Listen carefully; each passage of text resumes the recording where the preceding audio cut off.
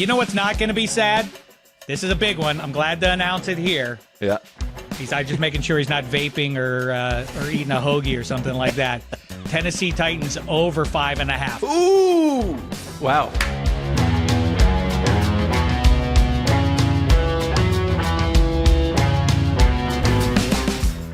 Ayo! Heed the call. Heed in the call. Thursday, Dan Hanzus here with Marc Sessler. Conor Orr back with us after his midweek sabbatical. How are you, Connie? It's good. You just refer to it like it's a medical issue when, like, I miss you guys on the day that I'm not here. I'm excited to come back. Yeah, we don't like to talk about medical issues, but it was a...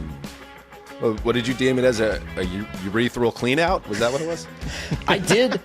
I did have a tooth fall out the day that you guys were taping that I wasn't here. I was just sitting on a chair eating popcorn, and a tooth just fell out of my head. It's not visible, thank God, but I don't think I'm going to do anything about it. Like That's the a classic, hold on, like, Conor, the yeah. full on tooth, or like a chipped So- aspect of it? What? That's intense. That's almost like the comical thing where someone's turning into a zombie, and first just the tooth falls out when you're sitting at rest, and then all of a sudden your arm falls off while you're crossing the street. It's like, uh-oh, problem. I mean, when it's your time, it's your time. But I don't. I'm now just wondering if there's anything I have to do about it. Implants seem expensive. It's not that uncomfortable. Do I just roll with it? So time will tell. All right, so I it looks do want to like circle back though real quick. Like, did the entire root of the tooth come out of the, like, deep into your mouth area? I was working with I had a half of one. Because I had like a root canal. This is really going to hook the listeners right off the top. Go on. Right. Yeah. Pretty below What bar. is this show about? Click off. You asked me. Below bar dentist, bad root canal, tooth cracked in half, decided to just roll with it because it felt good. And then the other half just came tumbling out. Tough Sorry to hear one, but glad that you're with us, though, and the rest of your mouth is in order. Feeling good. This is a good one. I love this show. It's been on a bit of a sabbatical itself, and the stakes are sky high. It's the over-unders wins prediction. And I know a lot of people, when these over-unders first come out, people jump all over it for content during the slow cycle. But we like to let it marinate a little bit. You know, we like to jump in during this time of the calendar, and that's what we're going to do here. And I know, Marc, this, especially for you, there's got to be some pressure. You did something that no one had ever done before in this exercise. Previously, you went 0-4 in 2023. And then during our own sabbatical last summer, big sabbatical show, we did not have a show to do this. So you've been sitting with that for 2 years. So I imagine you've been doing a lot of research and you want to get this right and really re-entrench yourself as a top 10 insider. I have no additional confidence that I'll achieve anything more this time around, but I will say that it's a classic. I wouldn't say a trope, but a classic element of this show that we say that no one else ever went 0-4. That is probably nonsense. We've not researched that. It's just that when I did go 0-4, it became a humoristic lever that we pulled like once a show to remind everyone that I don't know anything. So it's that's the area you want to get out of. Fair enough. And this is a show that, because we're going to each make 4 picks, and we want to keep the show moving and keep it like going at a clip where it feels like, you know, there's momentum to the show. That's why we're welcoming back one of our great friends, Dave Dameshek. What's up, Shaq? There is no one who knows how to keep to the clock. Like, I don't know who. I don't know. Anyway, all I know is this. It's a pleasure to see you. Congratulations to everybody on the crawling through the river of shit and coming through clean on the other side. I think that reflects the state of the football fan right now, too. We've made it through the offseason of shit, and here we are. It's time for kickoff. All I'm going to say is, just before we got going here, someone was throwing the C word around pretty good, and that's all I'm going to say about it. That's all I'm going to say, because we got to keep it tight. I love it. Shaq, by the way, I don't know if people are aware of this. I think they are, though, because the promotional arm has been going pretty good, because Shaq, who my arm. That's my arm doing it. Shaq is now in the Dan Lebitard universe with a brand new show. I knew it was Football America, which is a great name. But then I learned right before we started via Shaq, it's Football America. There's a slammer at the end. How about that? That's correct. And I think that says everything. You know, your pal and my pal, Marc Sessler, took to social media earlier this week to express something that I sincerely believe. It's okay to be enthusiastic. It's okay for it to be fun, everybody. If all we're here to do is to read the analytics into the microphone, isn't that basically the equivalent of using AI to generate your paintings? You're not really doing anything. Just cut out the middleman and have the AI voice read the analytics into the microphone, and then all of us can be out of our job. In the meantime, you should have really introduced me as Taylor Swift. We would have gotten better numbers on today's episode. And by the way, I know, Mark, this connects with you. The show title, you're a big fan of the Stars and Stripes and patriotism. So Football America. I know, Mark, you're I think the title is, Dave, you've done a great job there. Again, this is a false narrative about Uh-oh, I hear a parody song coming, and I'm at a Football American. Well, I knew, at least I know Jameis. I don't know. Is Dick Banks is he still on the Rolodex? He's still alive. So that's a start. That's a one-man house band. Yeah. Shaq, awesome to have you, bud. Thank you. What a pleasure. There was a we have to get into this, but there was the picks here, but there was a minor, what I thought to be a misunderstanding, that you thought that there was someone at our old place of business, NFL Media, that I saw as a mentor, who was not a mentor, but we, in all sincerity, view Shaq as a mentor.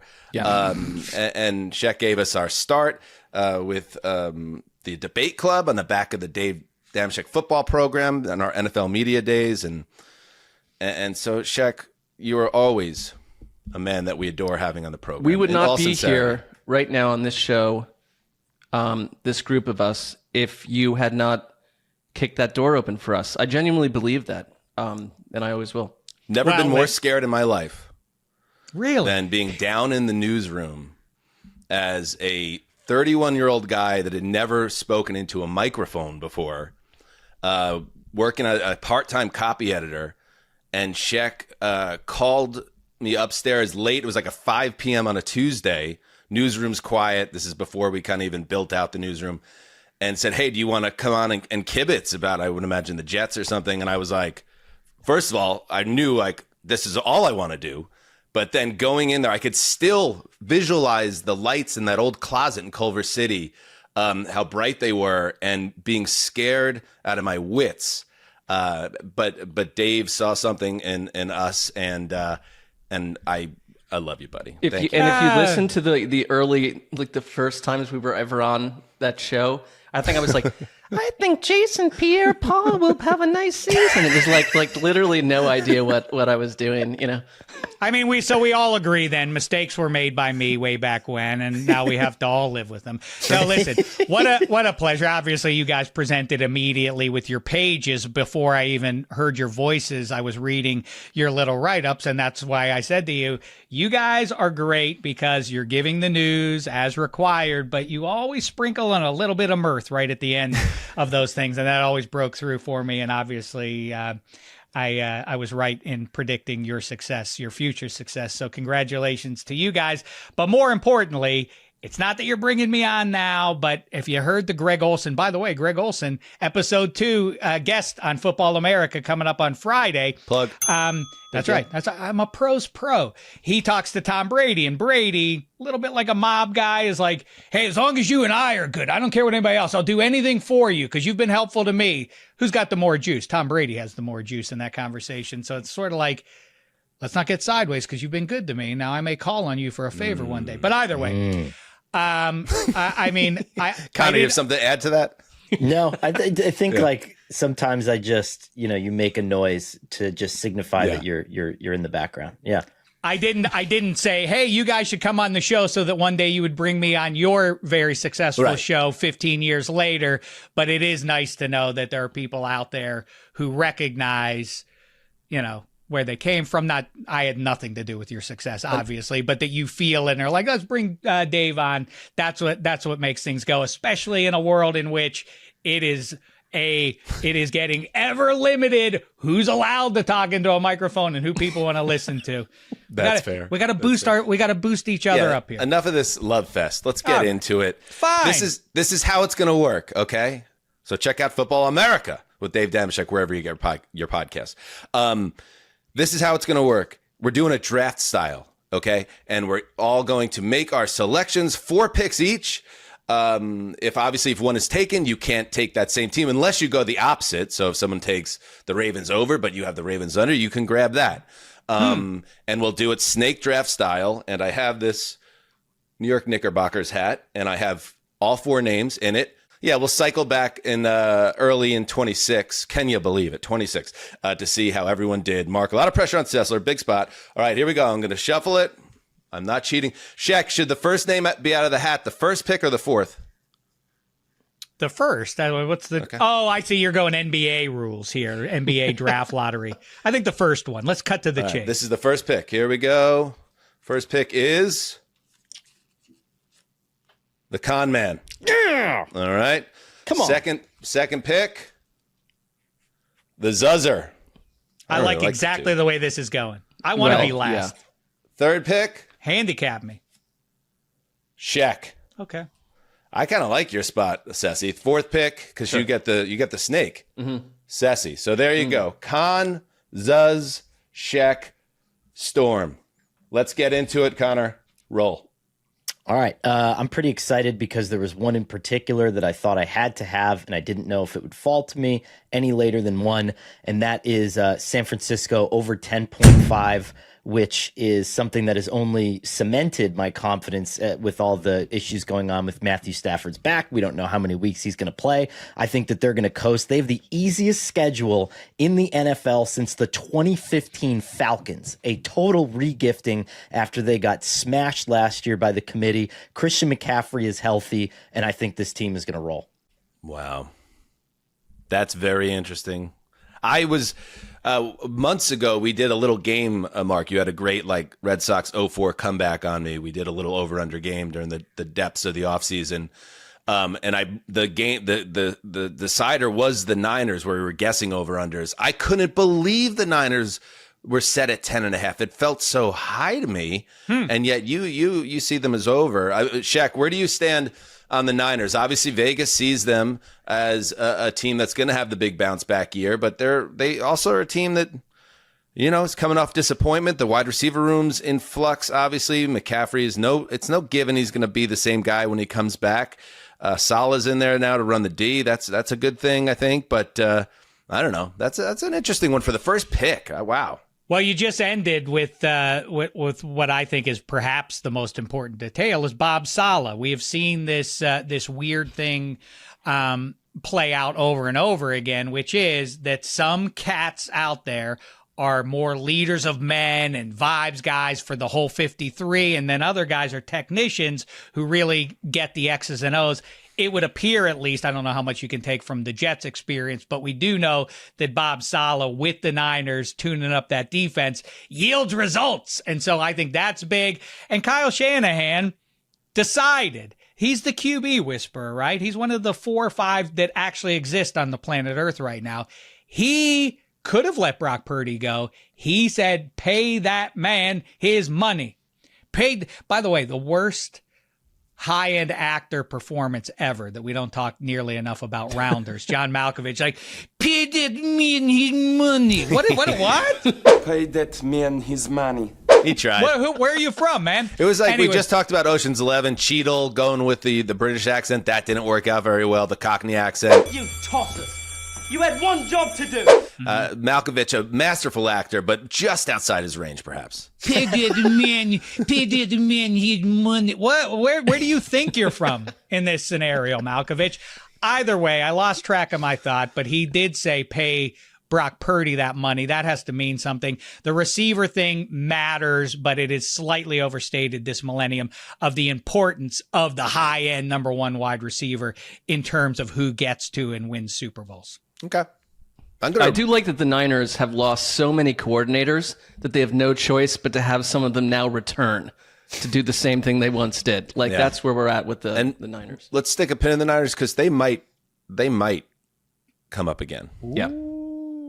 But I'm gonna go up. I'm next, and I'm running to the podium with this one because it's been a few years, Shaq. That we used to have the team of ATN, the team of HTC.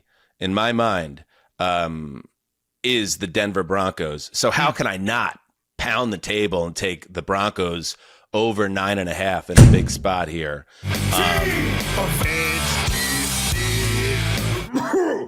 Oh God. I fully believe in Bo Nix. I think that he is going to take that next step. Bo Nix, I think the thing that surprised me the most in the NFL, because I remember watching him early in the season, he had a game against the Jets where he could not hit the broadside of a barn, and it looked like his hands were too small, and it was like, what a reach. But then Sean Payton really got on the same page with his young quarterback, and then that defense obviously got better and better. And then what did they do? They go out and draft a cornerback in Barron. They add Drake Greenlaw, my guy Hufanga. They bring back DJ Jones as that run stuffer. They add more depth to the running back room, and that defense ranked first in EPA per play last season. So I believe that. What's the old? We talked about it with the FTN Football Almanac. They talk about the plexiglass principle. Sometimes those things can reflect downward, but I don't think that's going to be anything worse than a very good defense. And I could see Peyton and Nix together taking that offense to the next step. I like them as actually challenging the Kansas City Chiefs with around 11 wins. So I'm banging the over 9.5. Banging it. Who disagrees? Anybody? The only thing that starts to concern me with the Broncos is that everyone is saying this now. It's more just a sports thing. Like, everyone is just presuming I get that the Broncos win 11 or 12 games. And it's like, okay. Well, let's get out of the narrative discourse and just talk about this team and how good they looked last year. Sessler is right, though. Too many people in on this. Yes. They have a devastating defense. Like, I think they can squeeze the life out of a lot of the teams they confront. And if you get Bo Nix in year 2 growing even more comfortable in this offense, they've got weapons. And I see where you're coming from. I don't really disagree. It's just like everyone's saying it now. That's a me thing. I'm also wary of a team that whatever puts them over the edge in our minds collectively took place during free agency, right? And if it's a guy that's on the near 30 or on the wrong side of 30 or has already had a couple of NFL years, those full healthy seasons are just not really even in the purview in terms of, hey, this is possible. I mean, these guys could be wiped out by week 2. And I know that you can say that about anybody, but in particular, free agent teams where that's the one thing in our mind that just kind of pushes them over the edge. It just does scare me a little bit. That's why I stayed away from Denver. Can I just, okay, that's fair. Can I just say something, Mark, that on last show we kind of made the rule because Justin had been distracting us backstage, first with the giant bite of the open-faced turkey and egg white sandwich, and then he took money out of the show by ripping on a giant vape. And then I made the rule that turn off the camera when you take a bite of the sandwich, and yet now when the camera turns off, I can't think about anything else other than what's happening with the camera off. And look, he's got something in his mouth. Right. And for us, if you're wondering what we're talking about, it's like we can see everyone, including Justin, on the screen that we broadcast in front of. And I agree, when he goes off cam, I see it as a technical issue or something disturbing is occurring. I'm just like, me and the wife and another couple went to see Weapons last night. Absolutely stellar horror film. Loved it. I can't recommend it enough, but it's one of those movies where buckle up because you're in a dark house and you have the view turning the corner. I can't stop thinking about when that screen goes dark. What's happening? When that screen turns on? So it's not even Justin's fault because we asked him to do that, but sorry, it all tracks back to something that could be charged as Justin's fault on some level if you want to think about it from that angle. But I will say 2 things. First of all, Dan practicing hyper awareness with his surroundings. What caught my ear, and I'm not going at the con man here, what caught my ear is I am fascinated by that there are 3 words in the English language wary, weary, and leery. Leery and wary mean the same thing. Weary obviously means tired. And yet, when people try to use one of those three words, somehow 98% of the time they choose the wrong one. And the con man just said, I'm weary of the Broncos. Like, are you tired of them? I mean, I am. Yeah. Oh, you're tired of them. Okay, well, so I retract the whole thing.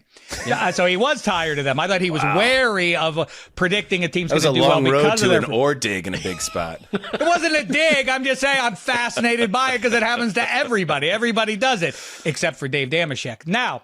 Shaq, you're on the clock. Don't tell me. I'll do what I need. Now listen to me. The Broncos are what is interesting is not just everybody knows at this point that you want the guy at QB on his rookie deal. That's when you can really make your hay. But I don't know if people know how extreme it is. 2/3 of the quarterbacks, if you go seasons 2 through 6, get there twice as likely as QBs in season 7 through 14. It is a massive difference to not just have the answer, but to have him before he starts getting paid as such. Year 2 is the best year, believe it or not, for starting quarterbacks to get to the Super Bowl this millennium. So Bo Nix is in a good spot in that regard.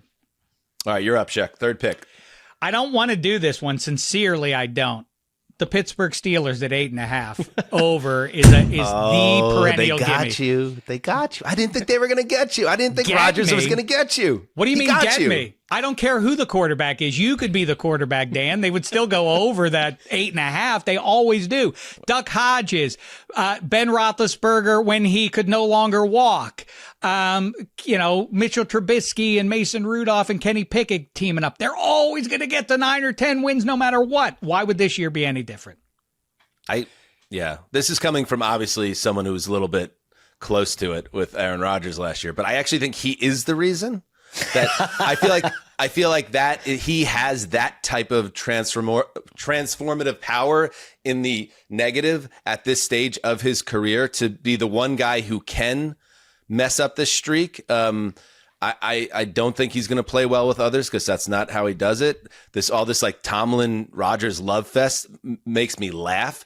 The Arthur Smith Aaron Rodgers thing seems messy. They traded away their most talented guy. They brought in a wide receiver. They brought in obviously Metcalf. We'll see about that. Is Metcalf even the same guy he was 3 years ago? I don't know, Shaq. I think that we'll be looking back at this as something that can get Mike Tomlin fired rather than something that gets the Steelers closer to the Super Bowl. Because certainly they're the way they've spent and the way that they've chased players, they believe themselves to be a team that could be playing in the AFC title game.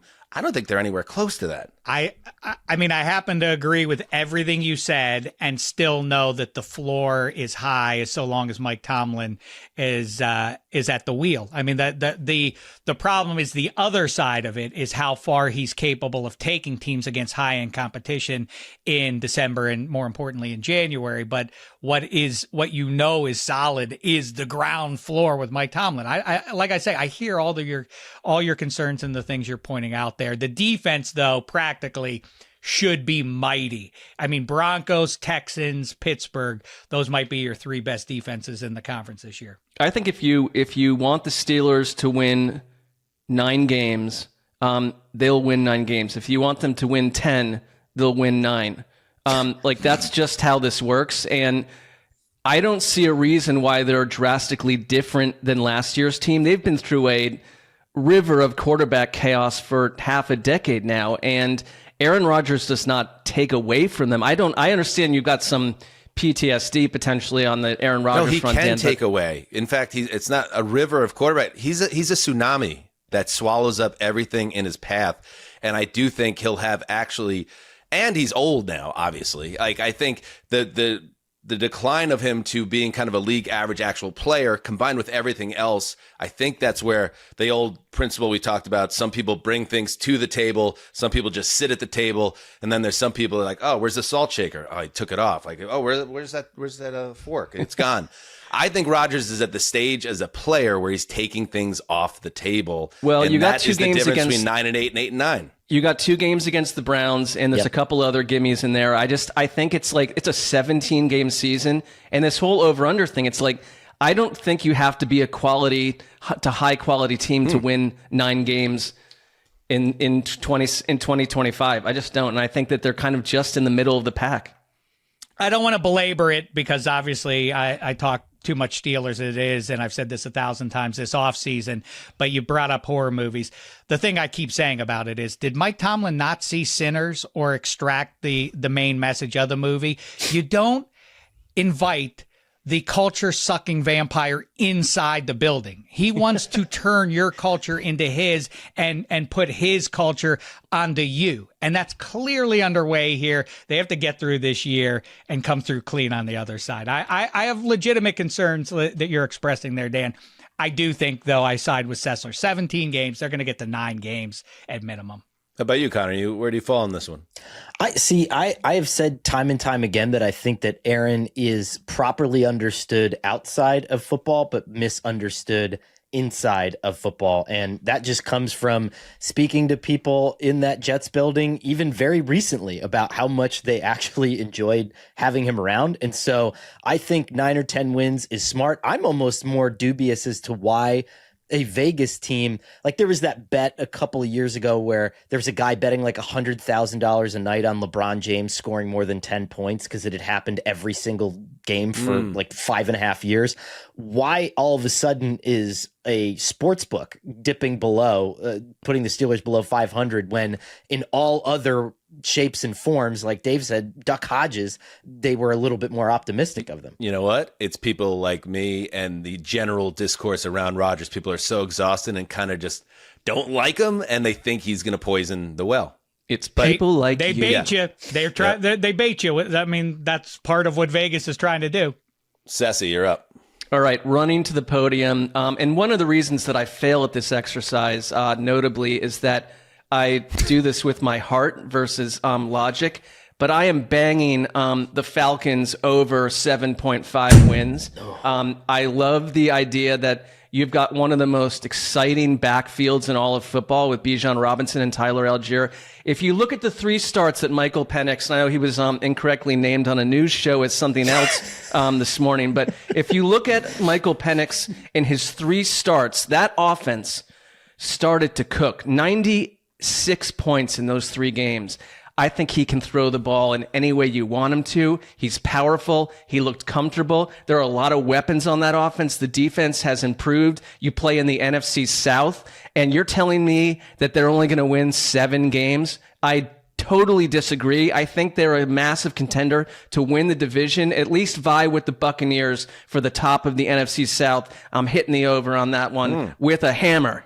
All right. I'm cool with that. The only thing that I always perennially push back on is beware of small sample sizes in late December and early January. But I'm not even strong on this with Penix because he looked enough of the part where you're allowed. You're allowed, if you're a Falcons fan, to have enthusiasm and excitement. And I kind of agree with everything else you said. Connor, I think the Falcons in general, I'm dubious of them organizationally ever getting things right.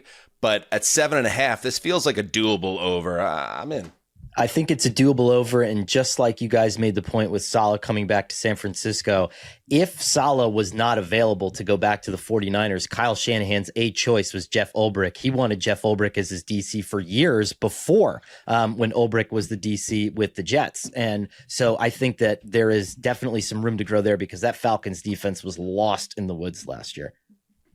That was not Jeff Ulbricht's fault, what happened with the Jets last year and then getting promoted as interim coach. He's very good and qualified. Genuflected a little bit too much to one Aaron Rodgers, like in the defense room, like, hey guys, you see that throw that guy made? He's on our team now. Settle down. You're a grown Jets man. fans have the pre-Achilles summer. Dignity. You know what? I don't need it. I don't want it. Let Jets fans have that summer before the Achilles blew up because that was a special summer. I just wanted to say, because I don't need to be redundant with Sessler and the rest of your points.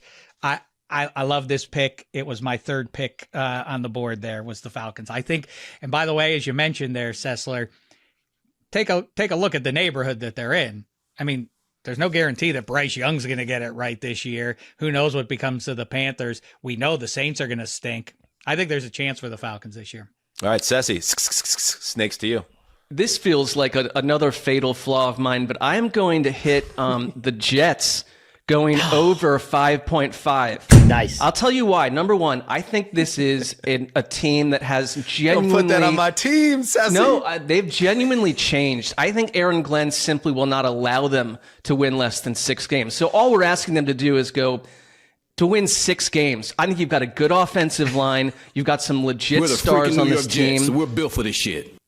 That's right. And Justin Fields, like, if he stays healthy and if you can coach him the way that we've seen him in spurts, like, the Jets are going to win 6 games or more. Like, I actually think this is a pretty good team and has been a pretty good team that's been mismanaged, poorly coached, run into nightmare scenarios, and just been the Jets. But Aaron Glenn, to me, is a change agent, and I simply think that they're going to look different to us, and I'm optimistic about 5.5 being like, you could suck complete butt and win 5 games. So it's like winning 6 is not that hard in today's NFL.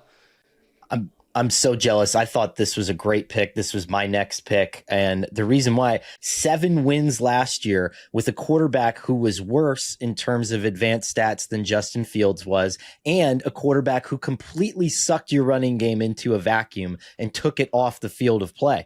Now you have a run game that's going to be married to a mobile quarterback who we've already seen scoring rushing touchdowns in the preseason. If Fields can stay healthy, I think this is no brainer. You're in a division with the Miami Dolphins, who are free falling. The New England Patriots are a hot team this summer, but are not unbeatable when you look at the New York Jets. I think this is a lock. I think it's a great pick. I'm in stay away because they are my team. Right. But these are points that are similar to what I was making, I guess, a couple shows ago about there. You don't have to squint to see a path to the offense being much more functional post Rodgers, and the defense I think will be better this year as well. Shaq, can you give me a little?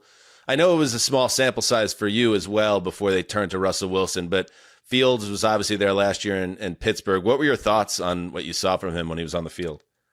Well, he was misused is the main thing that my takeaway was. Obviously, his primary virtue as a quarterback or at any other position on offense is running the ball. And they just did not give him those opportunities to do it. They obviously should have gone back. I said at the height of the Russell Wilson experience, 2024, when it looked like he was the change agent, as you would say, Dan, in a positive sense with the Steelers, I said, this is not going to work out. And they should really be going back to Justin Fields in time for the playoffs, because at minimum, it's going to cost you Justin Fields, who should have been the bridge quarterback in 2025.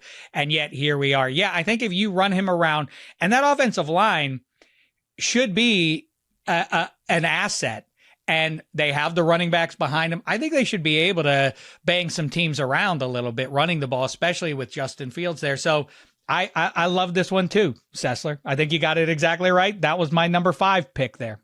Optimism around Ceci in a big spot. I like that Hanzus was like, over 5.5. Don't you put that voodoo on me. You're picking them to go 6 and 11, Dan. That wouldn't be a... I know, but it's been 14 years, Dave. I know, it's sad. It is sad for you. You know what's not going to be sad?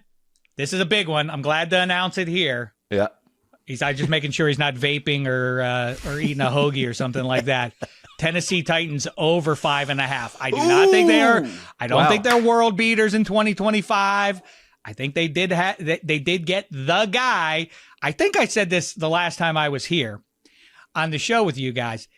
The Aaron Rodgers, what's going to happen to him storyline, and boy, the 2026 draft class is even better, and I don't know about this group, and all of that has added up to this lack of attention being paid to Cam Ward, who just about, I keep saying he won the Heisman, and then I remember, oh yeah, no, Travis Hunter took it from him at the end. Either way, Cam Ward's the real deal. This guy is going to be a real good NFL QB. And he's in, it's not insane. The conference is loaded up, so it's hard to make a case for a team like the Titans getting into the postseason. But it's not insane to think that they could win the South. Look at the other teams in there. You can make a case for them as well, but Is it insane after the Jaden Daniels experience? You'd have to have amnesia.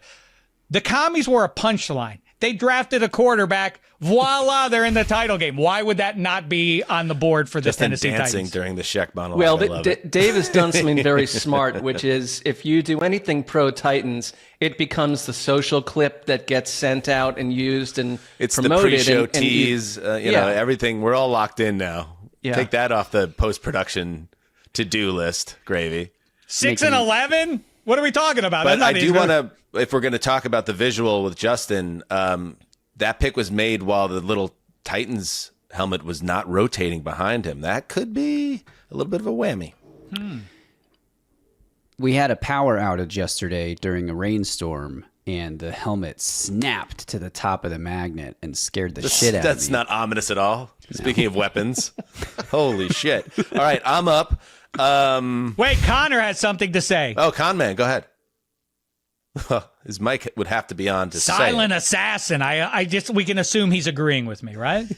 Can we just stop saying that no one is talking about the Titans and say that the reason that no one is talking about the Titans is because they're doing nothing fucking worthy of being talked about? Like, the quarterback, arguably, out of all the young quarterbacks in the NFL, had the worst preseason debut. He threw the worst pass out of any of the rookie quarterbacks that I watched this past weekend. Do cool shit, and we'll talk about you. The end. Sorry. Wow, I guess I shouldn't have brought up the weary thing. I don't Boy, know. That was a I don't slow know, burn. Shaq, if you're aware, but it's not like we needed one nationally. But there is like a national Titans hater, and it happens to be Connor, and our producer is the one Titans fan I've ever met. So it's a nice little dichotomy on our show.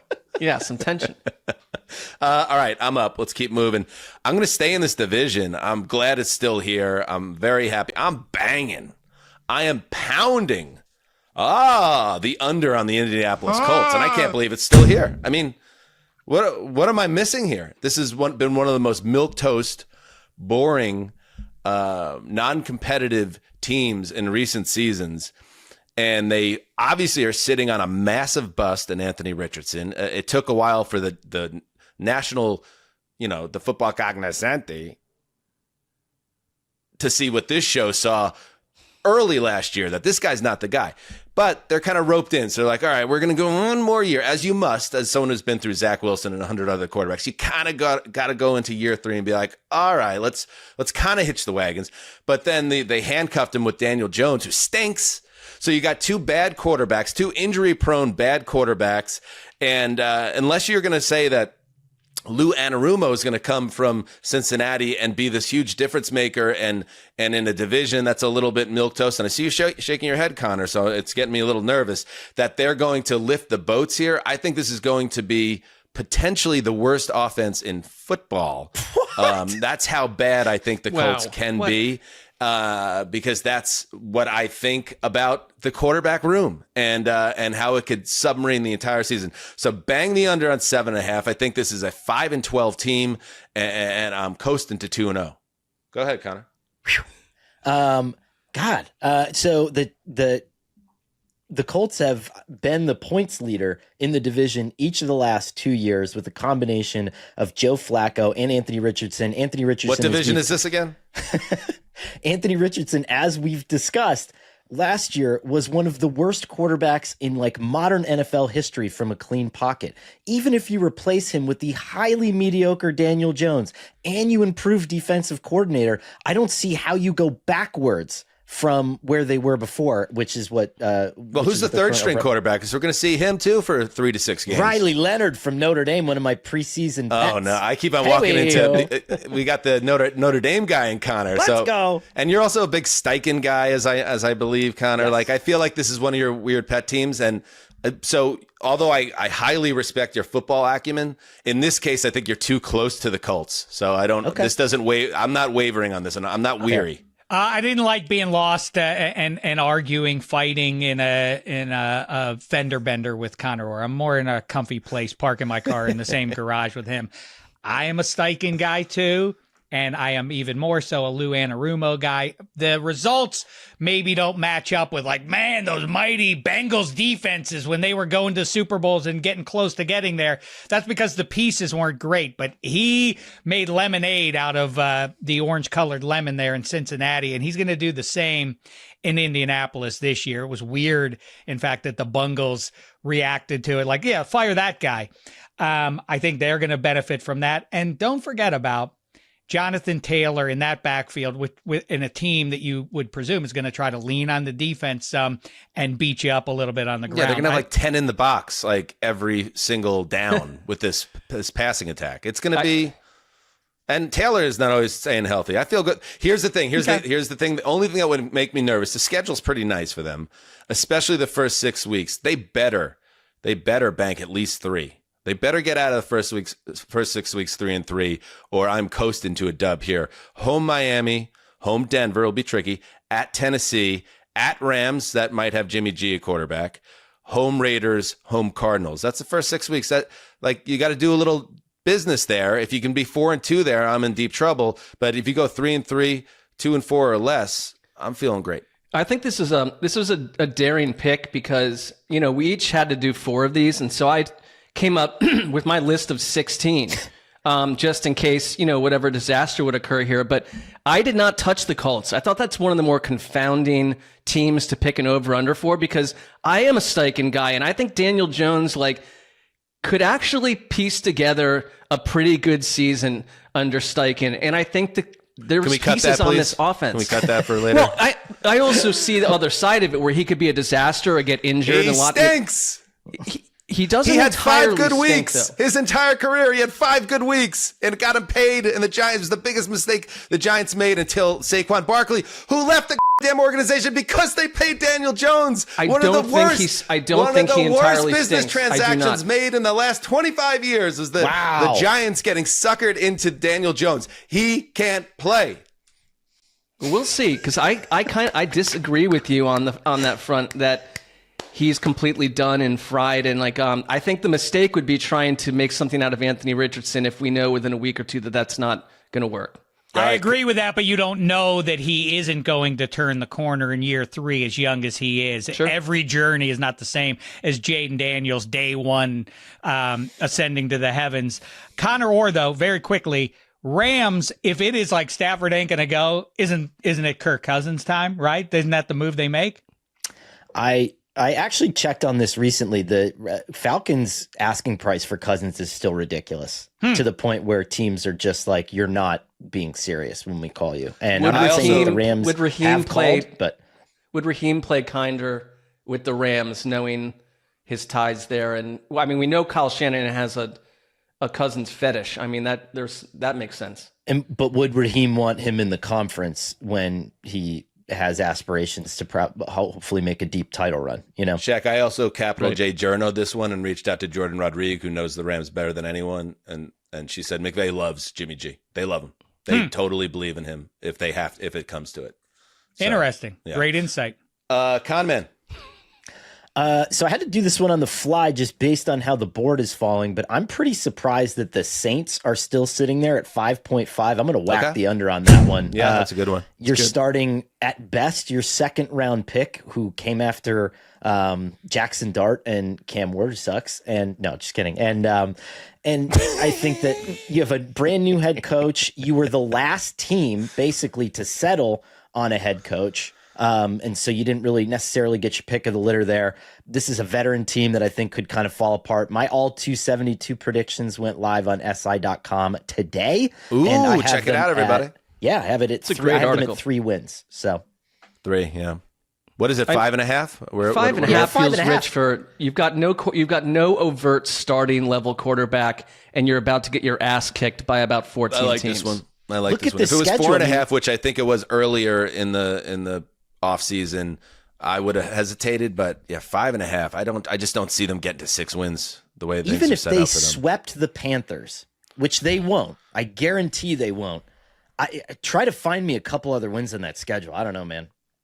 They're going to be terrible, but I kind of want them to get them set to play themselves out of the first overall pick, because if Arch Manning does in fact sit there, and I don't care what Archie says or anybody else, if the Saints were the worst team in the NFL, Arch would certainly announce, because of the opportunity of completing the Manning circle of going Absolutely. from Archie Manning with the Saints to his two sons growing up, or Hook 'em sons horns. all growing up in New Orleans, in NOLA, and then rounding it out with Arch taking over for Grandpappy.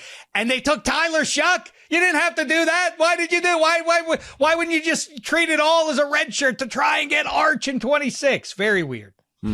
Connor, back to you. All right. Third pick. I have one that I am hanging on to for the last pick, which Risky I'm positive business. is going to be there. So Okay. I'm not worried about it. I'm going Dallas, and I'm taking the Cowboys over 7.5. Interesting. Jerry Jones is ridiculous and completely unserious. However, this team was a 7-win team a year ago that beat the Commanders once and almost beat them a second time. Their offensive line can't get worse than it was. And you still, if your tentpole players are healthy, still have a top 10 quarterback, a top 5 wide receiver. And if Micah Parsons gets signed, which he will the day of the season opener, he's going to be an 11 to 15 sack guy. And I think that all combines together with 2 games a year against, some of the worst teams in the division. I think they're an easy lock for 8 wins at least. Easy lock, huh? I were the George Pickens. We brought him up earlier with the Steelers. The reason he's not on the Steelers anymore because he's on that. Is he on malcontent Mount Rushmore for Pittsburgh wide receivers? Like, does he get one of the spots? I know there's a lot of options. He is, Dave. but he is in his contract year, and surely he understands, and his reps understand. One good year, behave yourself, and you will set up your family for the next 100 years with generational wealth. But he's a knucklehead. Sometimes it doesn't. I get it. Yeah. What I like the Cowboys to do specifically is if you're a fantasy football player and you have the ability to get one offense, I don't think you could do a ton better than the Cowboys right now, with assuming Jaden Blue gets the gig. One interesting, very quick note on Pickens, which concerns me and doesn't play into my prediction. If you go back to the Pittsburgh film and you watch it and everyone's predicting a big explosive year for CeeDee Lamb, Pickens is really bad at running routes that get other people open. Pickens wants to run routes that get Pickens open. And so can he change his stripes in Dallas? I don't know. That's a big question mark for me. Brian Schottenheimer, man. That's a tough one, too, for me also. Because I flirted with this one, too, Connor. And then I was doing some reading and some research, and you're right. I agree with all your points. But to me, such an underwhelming hire. Is he have the juice to kind of revitalize this organization a little bit? You don't necessarily have to revitalize. 9-8 is not revitalizing the franchise. That's where we're talking 9 or 10 wins. Is that where you see the ceiling here? Yeah, I mean, it's 7.5, and Mike McCarthy, who is clearly on his way to checking out, got to 7 and almost 8 with, again, I mean, there was a couple of games there that were really close with Cooper freaking Rush at the end of the season. So, again, you get Dak Prescott for 17 games. I think you can put this thing on autopilot for at least a mediocre season. And this is not a Marty Schottenheimer angled take. One of my favorite people to have ever existed in the NFL, but I actually think that Brian Schottenheimer is going to be one of the bigger stories of the first 2 months of the season. I think he's going to do a good job. Now, record that and tell me how wrong I am possibly in deep October, but I truly think he's going to do a good job. Wow, gutsy. I like it. Well, it's gutsy, but it's like I'm just saying it on a podcast. Like, what does it mean? Like, Well, we're going to use it for the top of the show tease to really amplify it. Okay. Really put you on Schottenheimer Island in a big spot. Really getting meta there, really philosophical. What does any of it mean? I don't know. I am absolutely on fire with how this draft board is going for me. You guys haven't taken anything from me, and I know my last pick you guys are going to go near because you guys are having a love affair with that team. So I'm going to leave it there, and I'm going to go and grab the over on the Minnesota Vikings. Over 9.5. I don't understand this. I don't understand. Like, everyone, I don't think anybody knows even what they're thinking about the Vikings, because nobody seemed to take Sam Darnold seriously. It almost didn't matter what he did. Everyone was waiting for him to turn into a pumpkin, and then everybody got what they wanted. In the last 2 weeks, things went south. That team went 14-3 with Darnold, who nobody even thinks is a special quarterback. So he's in Seattle. Here's the rookie, now a second-year player, but hasn't played, in J.J. McCarthy. I mean, who do we trust? That's a very short list in our league of people that I trust more to understand whether a guy's got it on offense. And Kevin O'Connell, KOC, this is a special guy. And he thinks JJ McCarthy has it. So now I have to say to myself, all right, so even if there's some growing pains, and let's say they take a step back and they win 4 less games, I still hit it because that's a 10-win season. So I think the Vikings are going to maybe, do they come down on offense? Maybe a little bit, but I'm not freaking out about it. And Brian Flores is still there. And Brian Flores, because he sued the NFL, is never going to get a head coaching job. So what they kind of have what the Vikings have is kind of what the Chiefs got going with Spags, where Spags, totally different circumstances, but he's not going to get another head coaching job. So you just have this gifted DC that just parked there, and Flores and the Vikings. So that defense, I think, is going to be fine. And I think the offense is going to be fine. And it could be potentially very good if Kevin O'Connell is right about the quarterback that he handpicked to be the future of the organization. Bang the over. I really like this. I tend to agree with you on the over. What would concern me is that, any team with a quarterback variable, it's just a variable. We just don't know. Everything I've seen from JJ McCarthy, especially like in terms of his personality, organization, presence, like I really dig him, and I really hope good looking. He's a good looking kid. He just kind of fits the whole part, right? The old baseball thing. He got a great face. Great face. You're in a nasty division. My one concern would be 1 or 2 key injuries could sink any one of those teams in the NFC North. That's the concern for me. But that's any team.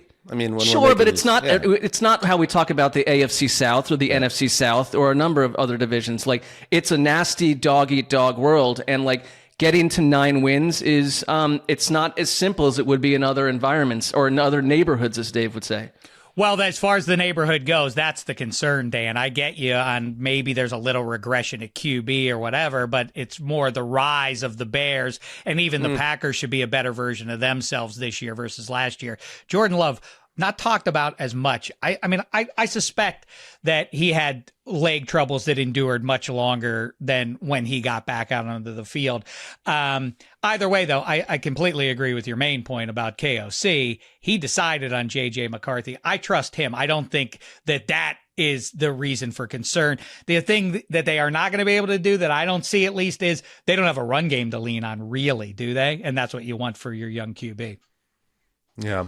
Conor, the one other piece of this, a sneaky, well, it wasn't sneaky because it's a key player on the team, but Christian Darrisaw going down with the knee last year was, a big hit to their team. And Darnold was pretty spotty from that point on.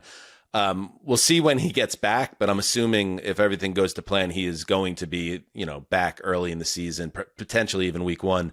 And that's another huge boost for the offense. You're right. And I think that the one thing that we're discounting more than anything is the benefit for JJ McCarthy is how the season ended for Darnold with all that pressure, how leaky the offensive line looked. It wasn't just the tackle situation. They went out and they just spammed the interior market for offensive linemen. It's better than it was. And, so I don't know. I think it's a good pick. I like it. Thanks, bud. Shaq, third pick for you. Easy peasy. I'm kind of surprised they're there, although the number at 9.5 does seem pretty rich for a team that has a lot of people feel that they have a pox put on them for whatever reason. The Los Angeles Chargers. It's Jim Harbaugh's sophomore season as the head coach of a football team. That means good things, right? Right. Okay. Because we just had Money on, voice of the Chargers, of course, and Money is very bullish on this team, and Money, because Money's, Money better than anybody. Oh, he'll shoot straight. No, he'll shoot straight about even last as the year. Voice of the team. Yep. Yeah. And he, not only is he bullish on the offense getting where it needs to be, despite missing, some, dynamic aspects to it, he was really talking up the defense and sees them. They were the number 1 scoring defense last year. And that is not, here's the one thing, Shaq. That is not in the popular conversation around the Chargers seen as something that's going to be a strength. That's seen as something that they've lost players and they haven't necessarily found everything. And of course, they lost their left tackle, and that's huge. And you got obviously Najee in the backfield, who blew up his face with fireworks and he's not back on the field. There is some reason for concern around this team, but you seem confident. Completely get the concerns. I'm blurring my eyes. 6 months ago, I said it. Oh, the second year with the Chargers, is going to be good because of Jim Harbaugh's track record. I stand by it. I think the Raiders are going to be pretty good. I wouldn't be surprised if we hear them floated here. I think the Broncos are going to be good. It's very hard to identify who's going to be the weak sister of the AFC West right now, right? I do think that the talk about is Patrick Mahomes in a big spot this year for where his career is. Kind of, yeah, because I think that this is the toughest AFC West that he's ever going to have to fight through if they're going to, win the division this year. All right, we hit the Chargers pretty hard yesterday, so let's move off that and go straight to Sessy now with his third and fourth pick as he closes out what's a very important draft for his legacy coming off. Well, as you mentioned about yourself, I love where this board is falling for me. A team that, Shek, you just noted, the Raiders. I'm taking the over on 6.5. Again, this exercise, I'm not saying they're a playoff team. They need to get to 7 wins. They won 4 a year ago. I don't think there's a team in the AFC that did more to kind of overhaul who they are. And we've talked about it a lot this offseason, but Pete Carroll doesn't do 4-win seasons. Like he's not going to be the problem here. He's going to absolutely guarantee that they're a steadier team. You've got Geno Smith. I think Tom Brady is a big part of this. Like they've got a secretly pretty competent and nasty defense. I think they're just going to find a way to get to 8 wins or something, maybe even 9, but they're going to be one of these teams that's a good story. And you're telling me that 6.5 is where Vegas put its own home team? Not buying it. I'm going over. Is that how it works? I don't know. I don't know anything about it. Justin would know better. Is there a home field advantage in terms of setting lines? I tend to think probably not. But there's a home field advantage if you mean like the home team gets more points in the spread. But in terms of Vegas, well, I think Dan understands that. Yeah, Jesus no, Christ, Vegas doesn't care where the teams are located when they set these lines. Wouldn't Why it are we be asking for Justin's advice on gambling stuff? It's fair. I just feel he's burgeoning in that department. Yeah. I know people said it the day it happened, however many moons ago it was now, but really, as you look back, what a critical mistake. The Chargers should have gone to Vegas and the Raiders should have gone to SoFi. That was the move, That absolutely. The state of pro football would be much better, and the Chargers present is I think they would have won over. The Raiders bring the baggage and their success to Vegas. That's hard to embrace. It's, I'd rather have a brand new franchise and stink for half a decade rather than it's the same thing as signing Brett Favre, at the tail end of his career, or dare I say Aaron Rodgers at the tail end. Like he's done enough stuff. Now the Raiders just feel like a mercenary team being dropped into Sin City here. It's hard to embrace them if you're a Vegas guy. And can I just add, this is a little bit of pushback on this one, Mark, because I'm not on the same page with you on this one. Okay. Conor does his yearly exercise, and it's up now at SI.com. We've done this before also back in the day on NFL.com. It's really hard to do the whole, pick every game because inevitably you're going to have to figure out who's going to suck. And then you can't have everyone be good in a division. You're doing the math of it all. The math doesn't check out. So in this case, Mark, if you're saying the Raiders are going to be good and you think the Chiefs are going to be good and you're in on the Broncos and you're in on who's the other team? The Chargers. Conor, somebody's got to probably come back from that division for the math to work on this. I'm saying they're going to win 7 games, not change the culture of America. Yeah. So still, that's tight. It's tight. So it's tight. Here's why I agree with Mark. How many wins? How many wins do you think for the Broncos, Chargers, Chiefs, Mark? Sorry, Conor. I think it's going to be one of those divisions where you've got 3 playoff teams and one that wins 7, and that would be my Raiders. Okay. My Raiders. Yeah. Your Raiders, Mark. Justin. Oh no! Sorry, Conor. Go ahead, Conor. No. So I have the Raiders at 8. in my projection and finishing in last place in the AFC West, which is totally feasible when you take away. I mean, I have the Titans at 4 wins. I have the Browns at 2 wins because I think the last time that they were this bad, they were strategically bad, and they actually paid the coach in cash to lose games. And so I think that that's probably more their mindset. So if you take away enough wins from the real bottom of the AFC, you can make it happen mathematically, and I did. You can make the case. The Chiefs haven't come up in this exercise yet. I don't want to spoil it, but they're a team that they won 11 one-score games last year. If you knock off 3 or 4 wins for them, you could delegate that across the league as well. Close it out, Sessy. Your draft. All right. Well, I love this too, and I'm approaching this with just absolute confidence. But I'm taking the over on the Giants. They have them at 5.5. Connor, how did you let this happen? I thought Conor was going to grab this, or maybe that's where he was going to go. He was saving it. That's always so dangerous, Conor. I had a whole thing. All right. You love the Giants. Well, I agree with you. That was going to be my last pick. Yeah. I had a whole song and dance prepared. But it's great to hurt your friends. It's I'll back you up, though. Go. No, I'm sorry, Conor, I don't like to steal from others typically, but I think Brian Daboll is a better coach than the results have suggested. I really do. I think that this team has more talent than the results have suggested. I think they had a great draft last year. They've got some tough young guys like Russell Wilson, Daboll, and I think Jackson Dart's going to get in there. And again, this is not rocket science. We're saying they're going to win 6 games in a season that goes on for about 27 months. So I don't think that's a huge ask. Can I tell you why you're right, Mark?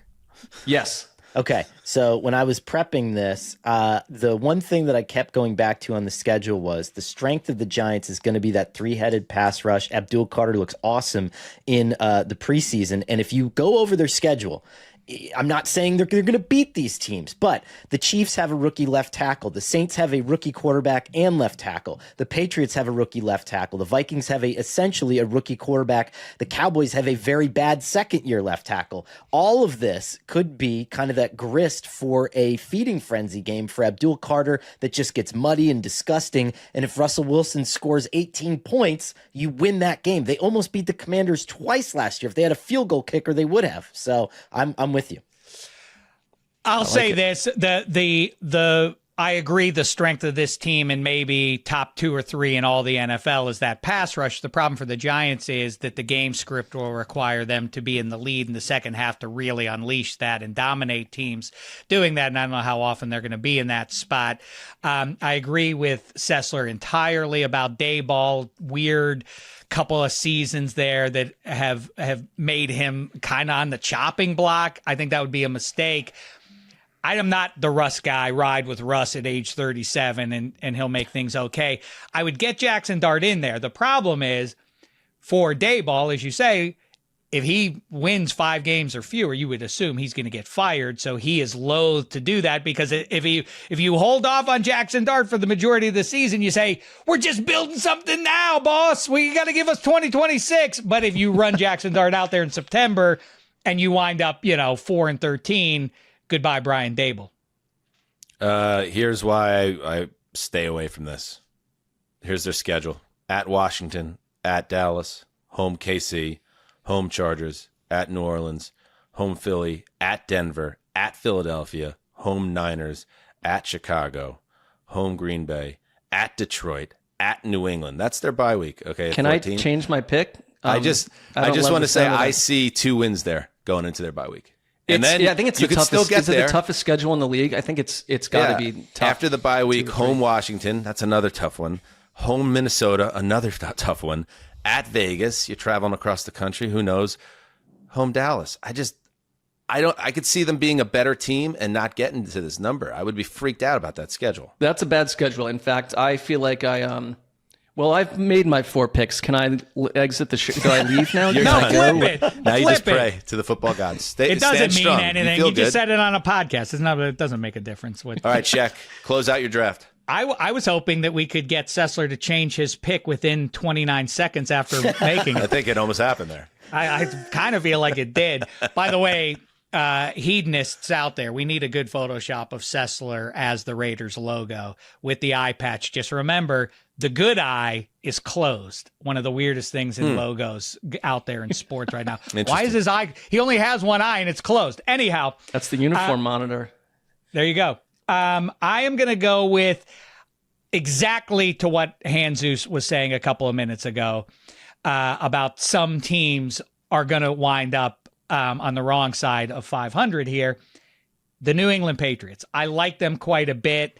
The Dolphins might be bad. The Jets, who knows? They may be the Jets, and then they'll soar past 8.5 wins. But that's a lot to put on. I like Drake May. I like Mike Vrabel in that spot. I like the pieces that they've took added. mine. That's Let's just go. a lot of wins when there are a lot of good teams in the conference. Better I'm beat a the little Bills once frustrated, to Dave, get the because 9. I didn't think the one thing I didn't keep in mind is that you're not a regular on the show. And I know Conor and Justin and Mark, it's a love fest about the Patriots. And I thought I had this in my back pocket on the under. Okay, Justin's saying no, but I thought I had this one locked and loaded, but I forgot to I didn't think about you and where you might come in on them. I'm with you. I'm going to move out of the way. Under 8.5. Go ahead. That's it from me. I'd like to hear the pushback on this one. I mean, obviously they're going to be tough to throw on with the pieces that they throw out there defensively. And, and it's the quarterback league. They have the answer quarterback, right? We believe in Drake May. If you do, then Maybe. Enough said on that. My pushback is this has been one of the worst teams in football for back-to-back years, 2 4-win seasons, minus 128 point differential last year, and to kind of the point that was made earlier that they attacked free agency to fill all their voids, and maybe that works, but maybe it doesn't. And I think at the end of the day, and this is when I'm really on an island on the show, I'm just not like as huge a Mike Vrabel fan as everybody else is. Like the way he's been treated, just because they botched the previous hire, like this guy is some massive difference maker. There's a reason he got fired in Tennessee. Like his message stopped resonating. They missed the playoffs back-to-back years.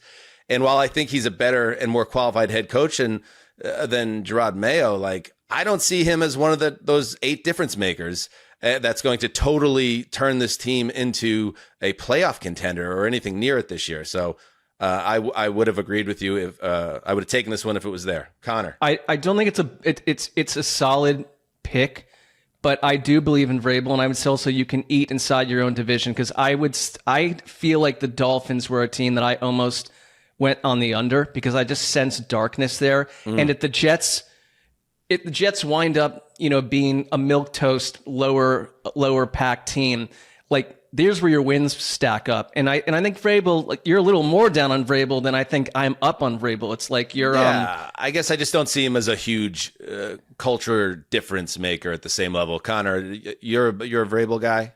I'm a Vrabel guy, but I just want to push back on the idea that the Titans moved on for him for a reason. I think if they had any other owner besides the one that they had, I mean, that was gross organizational incompetence and just ridiculous internal politicking that led to Mike Vrabel getting pushed out the door. He should still be. Can I ask you like a question? Because I know because you're such a real journalist, like you will clash occasionally with different organizations and figures. Did you have some type of thing that happened with the Titans in your somewhat recent past?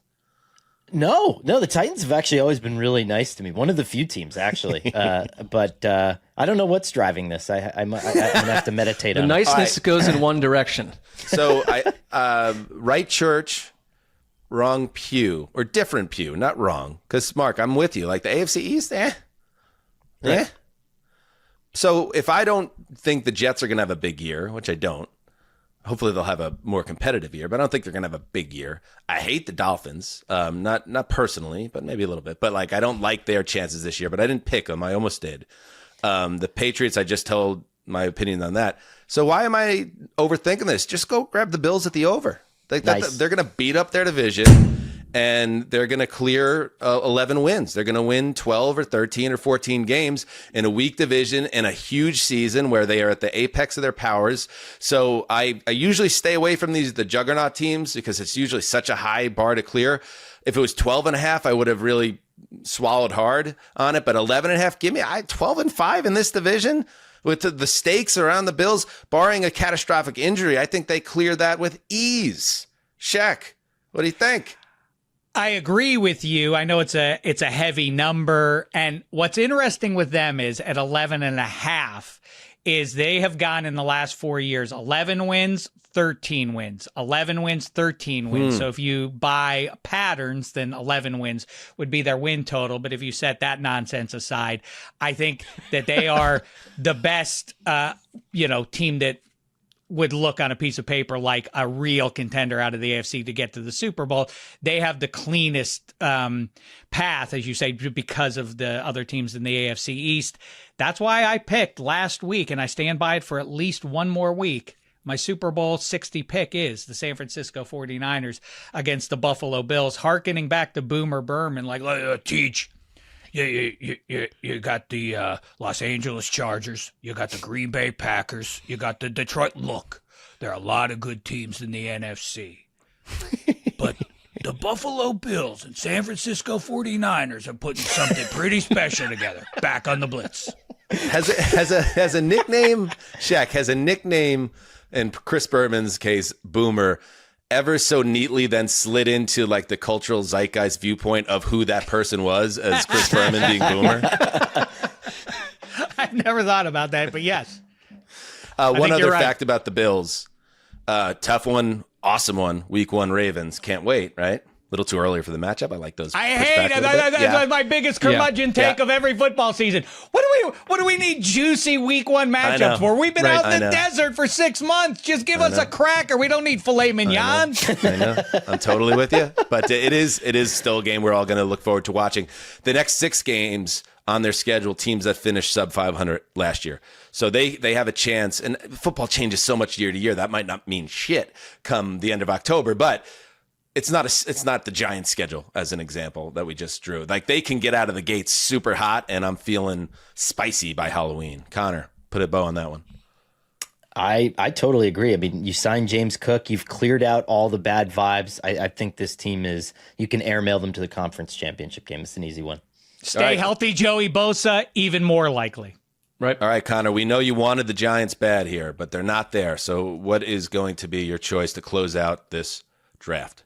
Okay, so the Dolphins are the obvious pick out there, but I felt like taking the Giants, and I still feel like laying my grapes on the table. So I did prepare a total shocker to close out. Such a small fruit of all the choices. It's not the size of the fruit; it's how you swing it. So I prepared a little bit of a shocker for the last one. So I don't know. How do you feel about this? I can't wait to hear it. Okay. Yeah. Just to build up the suspense more, Shaq, you are the arbiter of all things fruit. Fruits as parallels to balls. What would be the top one? Well, I'd like to honor the grapefruit because that's the biggest orb this side of watermelons in the melon family. But that would mean something's wrong with you medically. Yeah, though. right. That's that's exactly right. But as you and anybody else knows, I resent the grapefruit for the laziness in its naming. Like, hey, look at that orange circle over there. What should we call it? Call it a grapefruit. Like. Yo, hey, Seth, we already have a fruit called grape, and it looks nothing like that fruit. It's a grape, but it's a fruit. Yeah, no. A grape is a fruit, though, Seth. You get that? Like 4:59 p.m. on Friday. Right, let's get to the bar. Like, what the hell? Shame on you. And stay tuned for Fruit of the Year 2025 coming up at some point. Oh, the white peach and watermelon and honey crisp. Can I even tell you the heirloom tomato has had a delicious Save summer? it for Football America. You can't use up all the good stuff. You're right. I do have a question. Who got to name fruits? Here's one of my favorite things that I've ever heard in my life that just trips me out to no end. Sessler, I think you at least are going to be interested in this. The fruit orange preceded the color orange. They named the color orange after the fruit. What? That is insane. What the hell? This guy's the king of fruit. That's up there with Jefferson and John Adams dying 50 years to the day of signing the Declaration of Independence. 50 years to the day within like an hour of each other. All right, That Check. Don't use and up all orange. the gold. Don't That use up all the and gold, Check. orange. Got a brand new program. I didn't say gold. I said orange. All right. Okay, here we go. That was a great runway. Conor Orr. Hit it, Justin. The final pick in the over-under Heed the Call draft is... The Washington Commanders under 9.5. Ooh, Let's disappointment in the nation's capital. go. And here's why. Spicy. Since 2000, they have one of the worst schedules in terms of facing opponents who are coming off of a bye. It's at one of the worst since 2000. They also have 7 standalone games within the first 13 weeks of the season. A lot of their additions this offseason were veterans. Laramie Tunsil, Von Miller, Deebo Samuel. Injuries could be there. And we've seen guys like CJ Stroud have miraculous rookie seasons and then just level off just a little bit, which is fine. There's nothing wrong with that. That's part of it. A lot of these wins last year were 1-score victories, like 3-point win over the Carolina Panthers last year, barely squeaking by the Giants. I'm not saying it's a bad team. I'm just saying maybe we're setting our sights a little bit too high. So I just want to be that one. I just want to short them just a little bit, like 9 wins. That's It's it. the opposite of the Broncos thing, right? Like everyone's Yeah. getting hot on the Broncos. You're gonna do the same thing with the Commandos and go the give it other to way. Okay. Spicy. I'm all in on that. I think like they feel like a sneaky or not so sneaky regression candidate, like kind of everything, including like the feel and the vibe and the new oxygen and fresh water in that organization. Everything kind of went right a year ago. And it's like, does that happen for any team 2 years in a row? Just a few things need to go less right, and they've won 9 games, and they're still a good team, as Conor said. I'm taking the over, but I like your gonads. I like your grapes. Your big. Is it a red grape or a green grape or what is it? I don't know if the size is different in any of them. I was just thinking that maybe cherry tomatoes would probably be better. That'd be good. in I was terms gonna of- go. I was Getting gonna go tinier plum. and tinier. Your Maybe a genitals plum. keep getting smaller when we do this exercise. All right, we got to go. Shaq, you said it all. Football America, wherever you get your podcasts. We love you, sir.